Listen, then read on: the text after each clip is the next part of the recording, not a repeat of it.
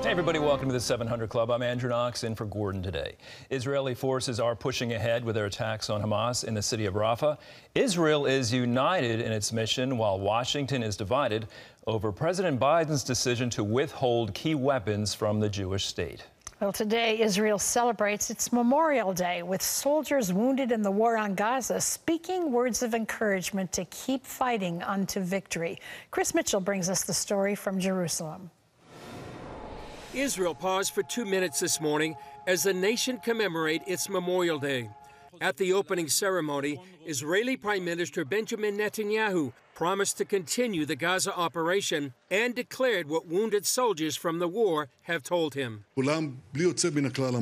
All of them without exception, even the amputees, they told me the spirit of the people lifts them up. Keep going until victory, and that's how we will do it. The spirit of the people, with God's help, will continue to lift us up in the fateful challenges that are still ahead of us and that we had in our 76 years of independence. More than 300,000 Gazans have already fled Rafah.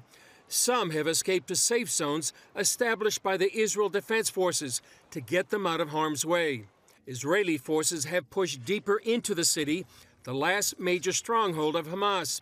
So far, they're using targeted strikes without launching a major invasion. This may address President Biden's threat to halt American weapons shipments to Israel if it does undertake a major assault. Israel also pounded northern Gaza, where some Hamas terrorists have fled and regrouped after the IDF cleared that area months ago. At the same time, Hamas has continued to fire rockets at southern Israel, including one that struck a playground in the southern Israeli city of Beersheba. According to the Washington Post, the Biden administration offered to share intelligence about where Hamas leaders are located if Israel holds back on a major attack on Rafah. Some Israeli analysts question why the U.S. wouldn't share such vital intelligence anyway with its strongest ally in the Middle East. And Secretary of State Antony Blinken delivered some of the strongest U.S. criticism yet of Israel's conduct of the war. Going into to Rafah, even to deal with these remaining battalions, especially in the absence of a plan for civilians, risks doing terrible harm to civilians and not solving the problem, a problem that both of us want to solve, which is making sure Hamas cannot again govern Gaza. But Republicans and many Democrats are pushing back hard against the president's actions on withholding weapons for Israel.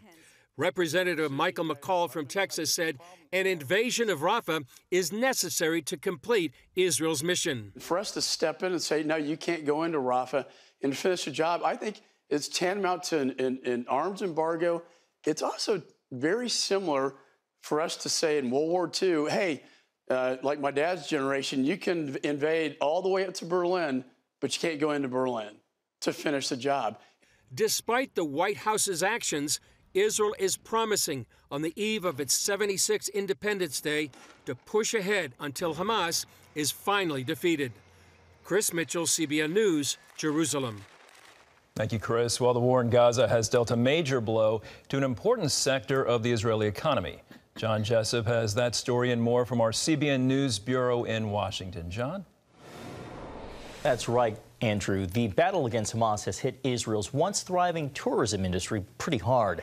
As CBN's Chuck Holton reports from Jerusalem, local businesses have been trying to weather these difficult times.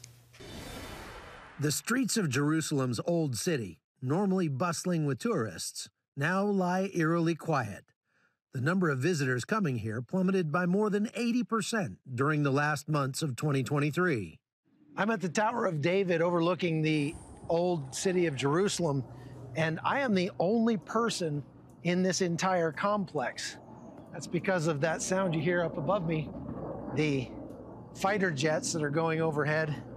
This war has crushed tourism in Israel, and although it might be a once-in-a-lifetime opportunity for me to be the only person in the entire Tower of David complex, for the people who make their living off of those tourists, this has been an absolute catastrophe. Recently, when the war started, we had really terrible time because business came down, like I could say almost 100%.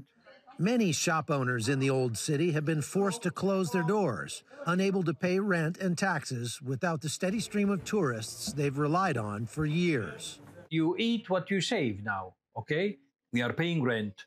We are paying our taxes, municipal taxes, electricity, water. Everything is you have to pay.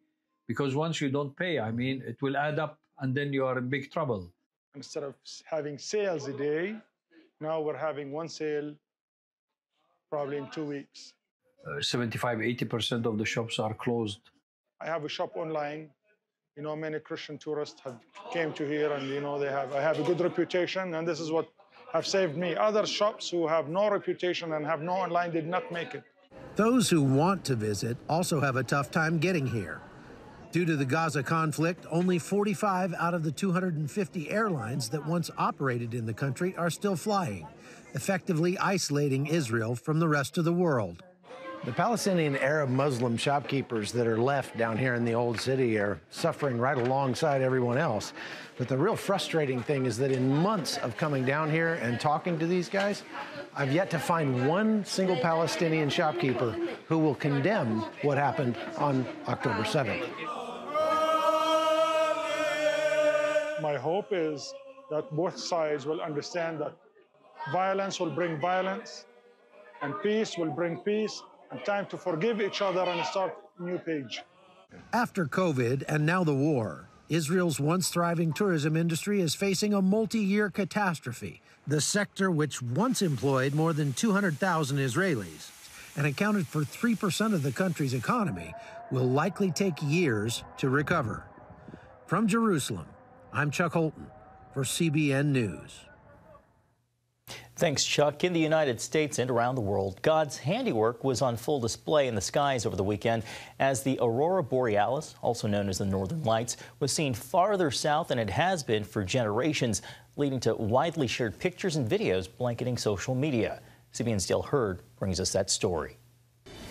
It was a celestial show in the heavens that many Americans thought they would never witness firsthand. Millions across the country were treated to a green and purple glow in the night sky this past weekend. As far south as Texas in the U.S., as well as Chile, northern China, England, and northern Europe. It is a very exciting start to the day at Lalande because something wonderful happened in the night. We saw the Northern Lights over Lalande. It was all thanks to a severe geomagnetic storm on the surface of the sun that produced a rare and powerful sequence of solar flares over several days. A rapid fire of all these CMEs, coronal mass ejections, aimed at Earth and arriving at Earth is what drove the geomagnetic field to such an agitated state. Basically what happens is part of the sun actually lifts off the surface, right? So this plasma, the charged particles, the magnetic field that makes up the sun, part of it actually lifts off the sun and streams away into space. The light show also caused some minor problems with the power grid, high-frequency communications, and some GPS systems, causing the National Oceanic and Atmospheric Administration to issue a rare geomagnetic storm warning. Elon Musk said Saturday his Starlink satellite internet service was under a lot of pressure but holding up so far. An extreme geomagnetic storm in 2003 took out power in Sweden and damaged power transformers in South Africa. They're not built to use this current, so it becomes a problem. But this event was about enjoying the wonder of God's handiwork, the Aurora Borealis, the Northern Lights, seen by many for the first time. Is that the Northern Lights? No, that's a light pole. Oh, it's kind of fun over there, though. Dale Hurd, CBN News. Some beautiful sights there. Andrew, back to you. Thanks, John. I had a similar experience with that sweet grandma. My son and I were outside taking a look and saw nothing but streetlights. But certainly that event reminds us of Psalm 19, that the heavens declare the handiwork of God. Amazing, amazing night. Terry? Yeah, I wanted to see if we could see anything here on the East Coast, but you have to think about where can I go to get away from city lights, away from just the general reflection, but didn't see anything. No luck on my street either.